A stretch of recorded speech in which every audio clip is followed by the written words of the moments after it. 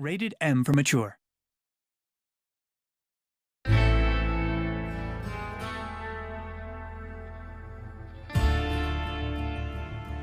Desperados III is a real-time tactical stealth game. In this prequel to the beloved Desperados franchise, you will lead your gang on a glorious Wild West adventure and visit many iconic places like the forbidding mountains of Colorado, the bug-infested swamps of Louisiana, and the windswept deserts of Mexico. You will also get to experience the origin story of John Cooper and the rest of his gang. Now, let me make the introductions. The leader of the group is Cooper, a drifter and gunslinger who can kill quietly with a knife or take out multiple foes with his 2 revolvers. Strongman Hector carries a giant bear trap and can slay the toughest opponents with his trusty axe. Doc McCoy, cold-blooded bounty hunter, likes to be methodical, using lures, knockout gas, and his buntline special to take out his enemies from a distance without making much noise.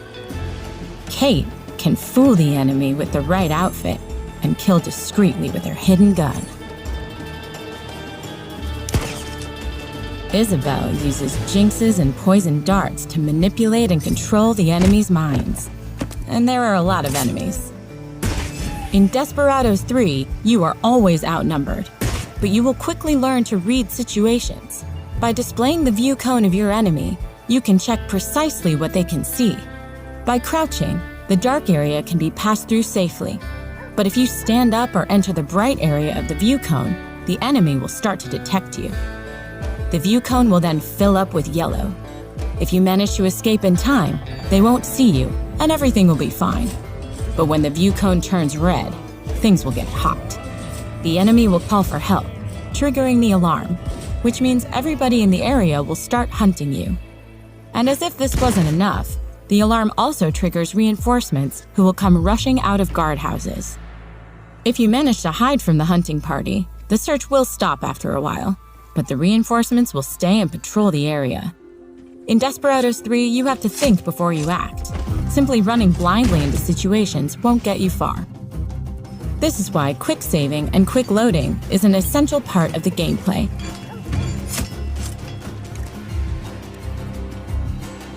It gives you the opportunity to try out different strategies when approaching the enemy.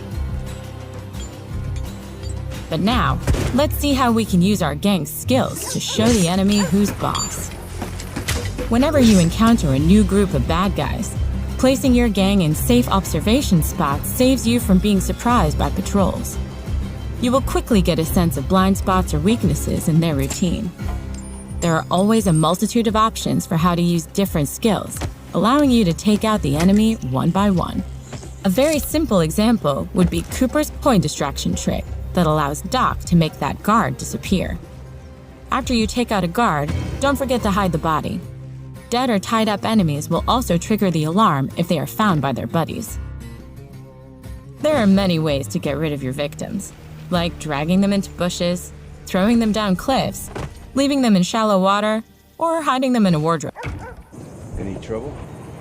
Nope, nothing.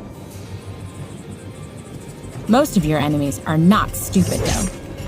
Patrols will start looking for missing friends. Are you hiding from me? Poncho guards are smarter and more disciplined, so they cannot be fooled that easily. Guard dogs may have a shorter view cone, but they will sniff you out even in the best hiding places. And the elite longcoats only fall victim to the most sophisticated plans. Or Hector's huge axe. Another great way to take out your enemies without raising the alarm is to utilize environmental hazards. Smash your enemies with a loaded crane. Make them jump on the love train. Or give them a free ride in a minecart. If an enemy gets killed by accident while his friends are watching, they won't raise the alarm, since they don't suspect that you caused it. You can also choose to go full stealth and succeed without killing anyone at all. By using your knockout and tie-up skills, you can complete most missions without a single murder. But if you decide to permanently rid a whole town of bad guys, that's fine too. Should you run out of patience with one of the more brutal puzzles, you can turn the game into a tactical shooter. If you play it smart, you can get loud and use your guns to fight your enemies. Just make sure you keep an eye on your ammunition and the cooldown time of your skills. And there's one more thing you'll need.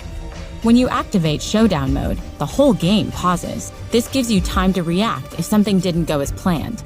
Showdown mode is your best friend if you want to get everything out of Desperados 3. Instead of loading a save game, you now have the means to get through hairy situations, even when the alarm has already been raised. And if you think pausing the game is too lily-livered for you, you can turn it off in the options menu. More often, you will use Showdown mode for planning complex actions. You can give each of your gang members a distinct command, which they will then execute simultaneously.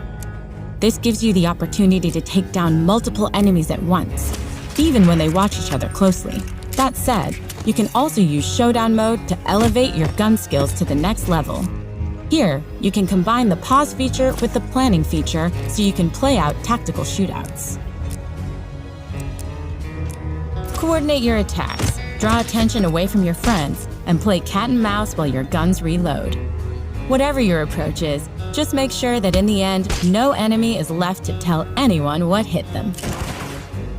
Desperados 3 launches on June 16, 2020 for PlayStation 4, Xbox One, and PC.